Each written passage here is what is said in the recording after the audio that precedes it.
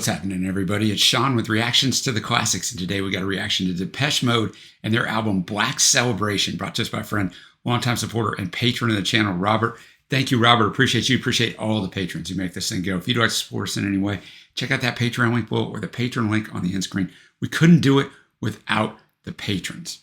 Well, I haven't listened to this album, but I've listened to some Depeche Mode albums a couple years ago when Trey and I did the top 10 albums of every single year. Go check out that series at some point. It was a lot of fun to do. And I knew a couple Depeche Mode songs in the 80s, but I moved to Los Angeles, California in 1990 for a brief period of time. And let me tell you something. Depeche Mode was everywhere. I'm like, man, these people love Depeche Mode. So I heard some stuff there. I don't know if I've heard anything off this album after doing the research on it, but I really look forward to doing it. We'll get into a little bit of that research before we get started. Fifth studio album released in March of 1986 by Mute Records. Daniel Miller devised, quote, a plan to capture the essence of the dark words that Martin Gore created because Martin Gore had no intention of compromising the mood that his demos had set. With the release of the album, Daniel Miller and Gareth Jones presented Black Celebration, which they produced to be more like an environment rather than a collection of songs. Their production created a, quote, tech noir future dystopia that glitters of gloom. This is all kind of their words. So the first four albums were a little more upbeat, I would say, a little more cheerful, according to what my research says. And this brings out more, quote, darkness, but we'll get to that in a minute. Reached 4 on the UK albums chart and have been cited as one of the most influential albums of the 80s.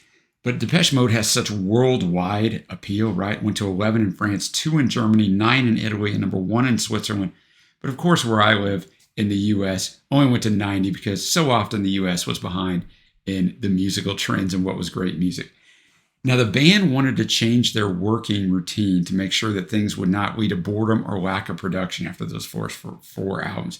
Daniel Miller stated, quote, I was a bit frustrated because I couldn't get the guys to think about working in different ways, end quote.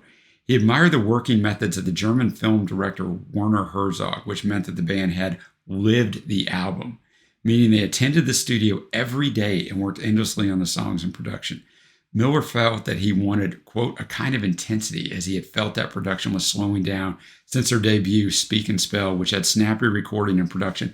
Because, guys, when you're just hammering out album after album, eventually it's going to become routine, right? You can't keep that spark all the time. Recorded in Berlin and London with production duties handled by the band, Gareth Jones, and Mute Records founder Daniel Miller, who I've been talking about here. The considerably more solemn Black Celebration represented their revolt against the glossier, less substantive pop music they had crafted to date.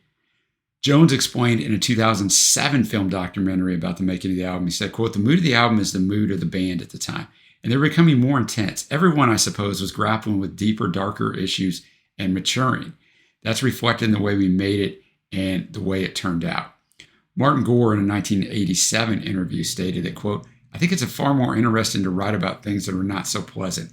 I think I find more inspiration in less pleasant things. I think there's too much niceness in the charts. And he went on to say he didn't like any of the music at the time, but he wasn't going to name names. NME 7 out of 10. And it's interesting because Daniel Miller, the founder of Mute Records, was in there in the production of this album, right? And so you're seeing his quotes here that I'm reading you, but he was upset when they were done with the first kind of run through of these, because like there's nothing here commercial, there's no singles, so you've got him right there in the studio, though. It's not like you're delivering a finished product and they reject it. So they kind of reworked some things, and then he was just kind of in the studio and got it. He's like, oh yeah, this is gonna work. All right, all tracks written by Martin Gore, except where I know. All lead vocals, of course, by Dave Gahan, except where I know. All right, you haven't done this before, the music won't be in the video, but it will be at that Vimeo link below, so click on it and follow along with us. And we'll start off with the title track, Black Celebration. Producer Gareth Jones said in an interview, quote, when we sampled, we made sure we didn't use, and this is for the whole album, by the way. I mean, he's talking about this song, but it's for the whole album. We didn't use anyone else's music, and that was adhered to even in this track where we had the idea of sampling Sir Winston Churchill. We wanted to use a brief period of rejoicing, quote, on the title track, because we love that idea of a brief moment of rejoicing. We didn't use his voice, though. Instead, Daniel said the words. We processed his performance, and we use that instead. That's how determined we were not to use anyone else's work. They said they admired, like, hip-hop at the time, or rap as we knew it back in the 80s, but they didn't want to use the sampling of other people's music. So they wanted to try to kind of recreate that in a different way. And I'll tell you, on these different songs, the way they took things, their voices or items or sounds, and repurposed them to sound like something else. But I'm going to have the lyrics up as always. Thanks again, Robert. All right, Black Celebration. Just really well done. I like the build, right? The build kind of gets you to lean in more at the start of the song because it like slowly fades in. And they start off, and it's always a nice touch with the chorus and then the post-chorus. And the song itself, I think, is about he wants to be with this girl, right? And when they're together, together, he doesn't have to think about the bad day that he had.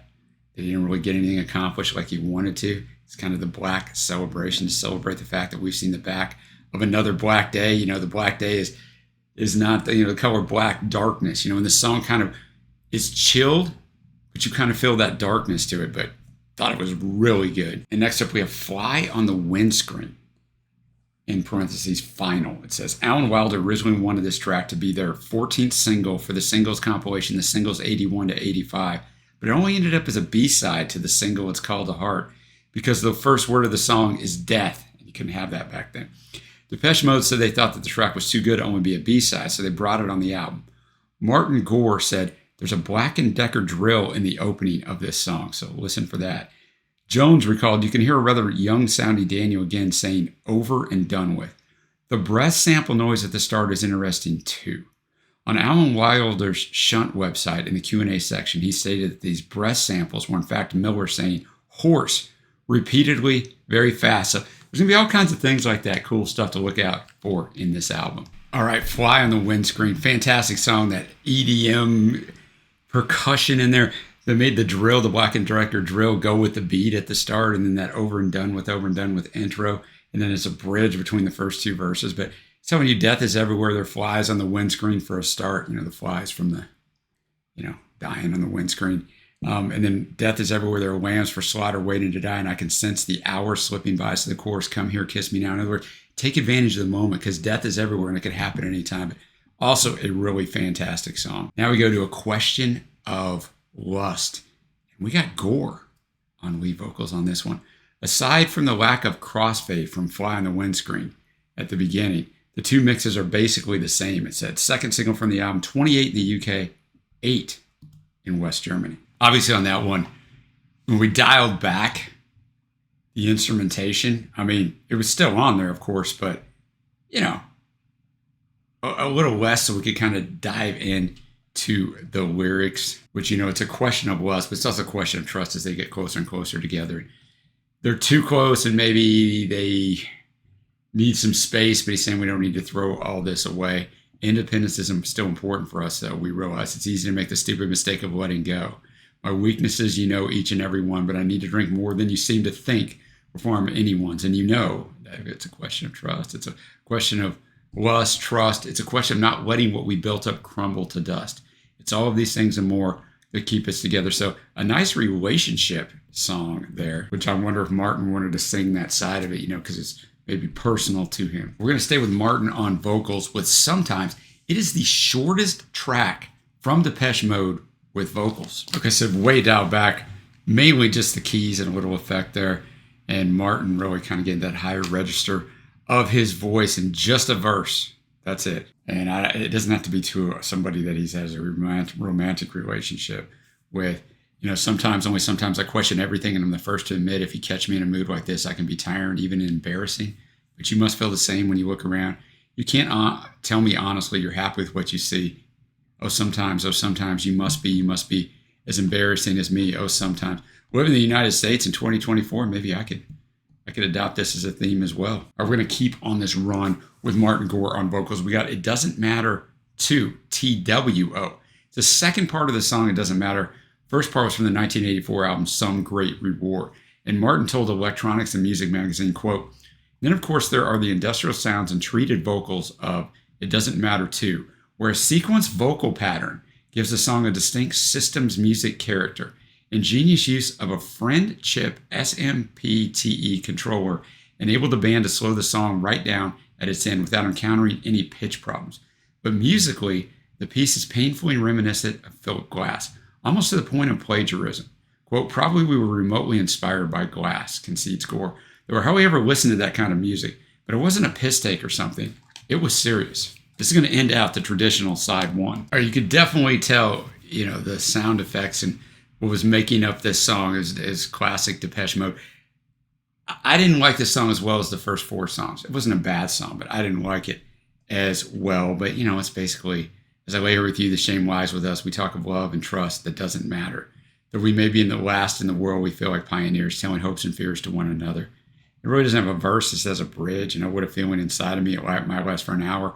Wounds aren't healing inside of me. Though it feels good now, I know it's only for now. So the temporary rush you get, right, from being with that person. I will start off the traditional side 2 with a question of time. It's about a 15-year-old girl who is still seen as pure. The singer wants to protect her from the sick society by taking her under his wing so that she doesn't get psychologically ill because of it. It was a single. In that same interview with Electronics and Music magazine, Martin said, "It's not that audible, though. It's a sample from a record called She Wants to Mambo, an old doo-wop disc. At the end of each verse, the woman who sings sort of moans. We sampled this moan and played it up a few notes, which made it sound like a girl moaning. We used it on the chorus section of this song." So be listening for that. Man, they mix these things right up to the end, right? A question of time. So I get this song, right? I get this song and the fact that it's this 15-year-old girl and he's talking about it's a question of time before you lose your innocence. It's talking about sexually, but any of us who are parents, like it's a question of time before your child loses their innocence, period. You want to freeze that time for as long as you can because the world's a rough place. And we know that they're going to get, that pureness taken away from them in every aspect eventually, right? It's so nice when you have a little kid and they just believe everything's great in the world. But so, obviously here he's more tuned in on the sexual side, but it's interesting. It makes you wonder a little bit in verse 4. Sometimes I don't blame them for wanting you. You look good and they need something to do until I look at them and then I condemn them. I know my kind, what goes on in our minds. So it just gives you that little bit almost of sinisterness in verse 4. And then we close out with the outro, but really well done. Sounds like a classic Depeche Mode song. All right, we're up to Stripped. Parts of the song's instrumental are constructed from audio samples. The beginning of the song samples the sound of the ignition of Dave's Porsche, while the underlying beat is the sound of an idling motorcycle engine, distorted and slowed. The ending also incorporates the sound of fireworks, so be listening for all of that. Alan Wilder, in that documentary of the album that came out in 2006 or 7-ish, said this: one of the tracks we recorded, Stripped, it just flowed, probably the only track on the album that did, and it was easy. And I think I have to give credit to Martin's demo because the recorded demo using the opening sound of that, which is an emulator sample of a motorbike ideally. And we said, well, let's just replicate that in the studio. And everything else just followed. Was the lead single, is the band's 6th consecutive single to enter the UK top 20. Peaking at number 15, elsewhere it peaked at number 4 in Germany. It reached the top 10 in Finland, Sweden, and Switzerland. So this shows you once again this worldwide reach that they had. German metal band Rammstein, which we have 2 of their songs of, not this one, but 2 of their songs of, later covered the song for the 1998 Depeche Mode tribute album For the Masses. This actually appeared a few years later in the 1989 film Say Anything. Andy Fletcher discussed this. He said the idea of Stripped is to get away from technology. I thought that was an interesting quote, right? So listen, this is 1986. The idea of Stripped is to get away from technology and civilization for a day and get back to the basics in the country. It's about 2 people stripping down to their bare emotions. In the video, we're seen demolishing a car and taking a TV apart. It's a bit symbolic. Dave also stated it's not about sex. It has nothing to do, it's to do with having nothing except yourself. The people in the song could strip off if they wanted to, though. The song is also a bit chancy. It doesn't capture you immediately. Some people hear it and say, is that it? Others go brilliant. The worst thing, though, about Stripped was the Americans. Sorry about that, Dave. It's a repeating theme, I know. Who somehow decided not to release it at all, and they put it out on a B-side for the song, but not tonight, because that song got into some dodgy film, which, as I said, this song ended up being on Say Anything years later. He said, we took 9 days mixing, and God knows how long recording Stripped, and but not tonight. I think we did in about 3 hours. And the Americans, in their wisdom, decided to release that instead. All right. So a song way ahead of its time, right? And here he mentions the television. He wants to get our thoughts and all this stuff without being in front of the TV. And I remember back when I was born in 1971. So, I was 15 years old, 16 years old when this comes out. It's all about the TV, get away from the TV. That thing is going to poison your mind. Now the TV is the least of our worries, right? Because we all got phones and we're all on the web and we're all on social media and all the influences and all of that. So it's funny, this song was way ahead of its time. These guys had no idea how much technology was going to take over our lives in every aspect of everything that we do. As I talk to you through a webcam and you see this worldwide through technology, right? So really well done song. I love the build. I love the production and arrangement of it. I think it's a great song. Next up, we're going to have Martin and Dave on the vocals on this one. We got Here Is the House. Martin said in an interview, there's the mandolin-like part on this song. It was an acoustic guitar sampled twice, once on the downstroke, once on an upstroke. We used them on alternate notes, so every other note was a downstroke and all the in-between notes were upstrokes. It sounded very funny, almost like a real player. Just masterful production, right? That song was just very pleasant on the ears. The song was really well written too. Here Is the House. You know, the house that he's made with his wife or significant other. Here's where everything happens. The good things, the bad things, but here's where I feel safe. You know, to share my emotions and just to live life and just kind of hide out sometimes, right? We all get this. We kind of hide out in our houses, or most of us do. I don't really want to come out. I'm just fine. Hold up right here. So really well done. All right, now we got Martin on the vocals here. World Full of Nothing. All right, World Full of Nothing. So it starts off close, naked, skin on skin. Tears are falling, tears of joy. Her first boy, his first girl makes a change. And then that chorus, in a world full of nothing. Though it's not love, it means something. Verse 2, she's lonely. And he says it's for her only that he was. She doesn't trust him. Nothing is true, but he will do. And then the bridge, it's easy to slip away and believe it all. Though it's not love, it means something. So the hookup, you both tell each other it means more than it does. I mean, it means something because you're with each other in that way, but it's not love. And, you know, sometimes he's just saying, you'll do because I have no one else. Now we got Dressed in Black. We got both Martin and Dave on vocals on this one. It's interesting because Martin's songs are much more dialed back arrangement-wise. So getting them both together here, let's see. All right, Dressed in Black. Dave's singing the whole song. Martin just comes in and sings the choruses, so which is just Dressed in Black again or again. I can't get there. I can't get there in my American voice, but it's basically the power that this woman has over him. He knows she's not good for him, but she's dressed in black again, and he just can't resist her. So even though he knows it, he's just stuck in there again. I think the arrangement and then bringing Martin in to sing the chorus kind of adds to that ominous tone of like, man, I'm going down the wrong road here, but what are you going to do? All right, we're going to finish this thing out with New Dress. It was written due to the constant news coverage of Princess Diana. Martin felt the important big news was being overshadowed by anything about Princess Di. So verse 1 and 2 are meant to sound like a news story. For example, jet airliner shot from the sky. This line resembles Korean Flight 007, which was shot down by a Russian fighter jet and caused major controversy between the USSR and the US. I remember that. But look, Princess Diana is wearing a new dress. So, you know, just the constant coverage, obviously here in the United States, I didn't have to deal with, but of the royals. It's not a dig at Princess Diana. I mean, she dies 11 years later after the song is written. I don't think it's a dig at her. It's a dig at the media and what they cover. I really like the production where we get into the Princess Di. It takes it and puts a big treatment on it. And it's well done. Right? It has nothing to do with Princess Di. It's just, he lists off all these things in each verse. Line, line, line. Different thing, different thing, different thing. Bad things. And then, but Princess Di is wearing a new dress. Because we're not focused on what is important. Now, as I live in the United States and we're in the midst of the presidential election, we focus on all the wrong things, again, just in a negative, horrible way, but I won't get off into that. But they're really ahead of their time, right? On New Dress and Stripped. I mean, they really play those songs right now with the meaning of them, and they fit just perfectly in 2024 when I'm filming this. Now we're going to get to my favorite tracks.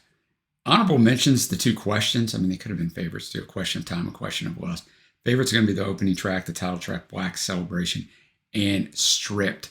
Now get to my overall score. There weren't any songs on here that I disliked. I think it has the great Depeche Mode sound. I think they do so much, and that's why I wanted to share with you the things that were done on a lot of the different songs. Like, there's so much to this. There's so much time and effort spent. But I also wanted to highlight the songwriting because sometimes, with a group like Depeche Mode, you can kind of get lost in the soundscape because it's so well produced, but there's a lot of good lyricism here too. A lot of good lyricism. I don't know where to go on this. I think I'm going to go an 8.25, but I have a feeling this is an album. I had never heard any of these songs, that the more you listen to it, the better it gets. Not every album's that way. A lot of times you kind of listen to it the first time and you got it. You might like songs more, but the overall quality of the album doesn't go up in your mind. I think this might be one of those where the overall quality would go up. I'm going to go an 8.25, which is still a really high score on first listen. Let me know what you think of this album. What are your favorite tracks? But also, where do you think it falls in ranking-wise if you're a big Depeche Mode fan on their overall discography? Where do you put it? Like top 5, top 3? No? Am I way off? All right, thanks again to Robert for bringing this one. And until next time, guys, I will see you.